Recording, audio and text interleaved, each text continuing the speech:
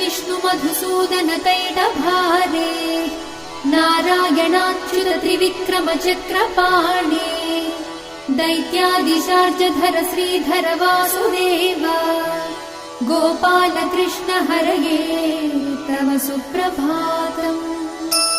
श्री रुक्मिणी सभवनास हरे मुरारे राधेश गोपसि स्वरूप भृगादिवन्द्या श्रीद्वारकाश्रय विकुण्ठपते भुवनैकमूर्ते गोपाल देव हरये तव सुप्रभातम्।